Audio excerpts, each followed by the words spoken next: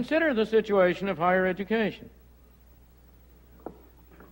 You have a great deal of tax money being spent on higher education. Who benefits?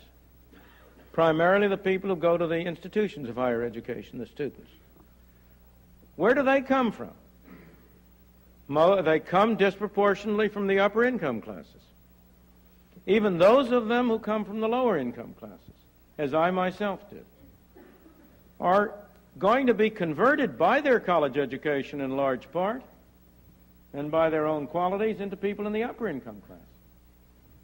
Those individuals from low income families who have the ability and the energy and the drive to go to college are the richer ones of the low income class. They are the ones who have personal wealth, personal qualities. In any event, the facts are clear. Graduates of college are on the average a very much higher income class than people who don't go to college. So what do? We impose taxes on everybody, including those who don't go to college, in order to subsidize the people who do go to college. As I say, when I want to be demagogic, we impose taxes on the people in Watts to send the children from Beverly Hills to college. That's a literally exact statement. There's no, it's put demagogically, but the facts are literal. A study in the state of California some years back showed that 50% of the students at the state universities of higher education came from the top 25% of the income scale, and 5% came from the bottom 25%. What's true there is true everywhere. There is no social program in this country, in my opinion, which is so clearly a case of imposing taxes on low-income groups to benefit high-income groups as government subsidies to higher education. Clearly a case of this middle coalition taxing the poor and the very rich to benefit themselves.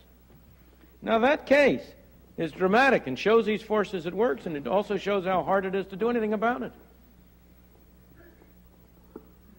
How many people in this room, how many of my colleagues at the various universities I've been, or your fellow students, are going to go out tomorrow and campaign for cutting down government expenditures on higher education? How often do you hear people in colleges, universities, or graduates of college and universities who will scream their head off about how we must have equality and down with regressive taxes, and we have to tax the rich and help the poor? How many of them have you heard denounce this utterly unconscionable program of imposing taxes on the poor to send people who are going to be well-to-do to college? Why not? Because we know that what's good for us is good for the country. I think it's a good thing that everybody should have an opportunity to go to college, if he has the will, the capacity to do so, provided he's willing to pay for it himself. If he can't do it in advance, fine, let's set up mechanisms whereby we can finance him through college in return for a commitment on his part to pay it back later. And we can go into details about the form and so on. I'm just trying to get at the principle of the thing. Let me give you some other examples. A major one of these programs, the most expensive, is Social Security. Now, Social Security is a case, as you may know, and it's one of the most extreme cases of misleading advertising that I know of. It's not social, and it's not security. What it is a combination of a bad tax and a bad relief program, a bad distributive program. It is sold as if individuals who pay Social Security taxes are paying for their own benefits that they're going to get later on. That's the language in which the Social Security Administration sells it. That's extremely misleading. What's happening is that people today are paying taxes on their wages. People today are receiving payments from the government. The relation between the taxes Mr. X pays and the benefits to which he is entitled is very, very slight. There is a tiny bit of a relationship to maintain this fiction. But on the whole, there's very little relationship. Two people who pay the same amount of money in through their lives may get very different benefits.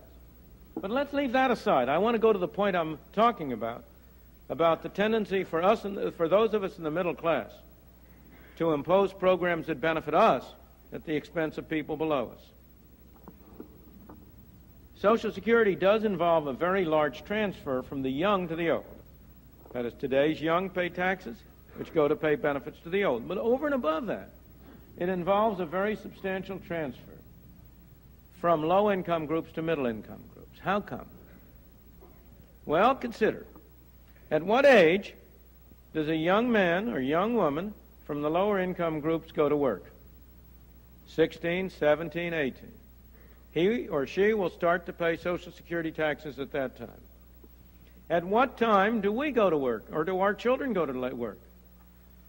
You and they stay protected in schools, stay at college. They generally start to work at 24 or 25 maybe, and then they start to pay taxes.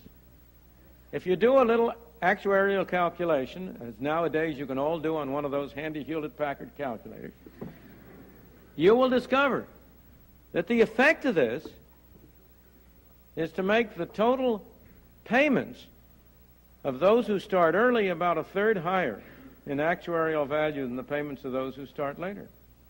But that's only half the story. Have you ever looked at the statistics of average length of life? Who do you suppose has a longer expected length of life, those in the lower income groups or those in the higher income groups? Those in the higher income groups.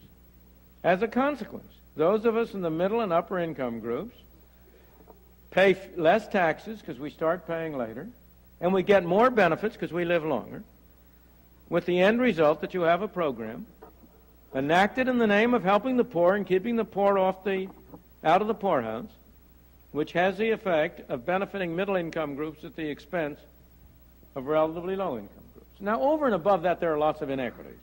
There are lots of people in the middle-income groups who don't benefit, some in the low who do. I'm not saying there isn't. It's an enormously complicated program, and there are many different considerations. But taken as a whole, it's a marvelous illustration of the tendency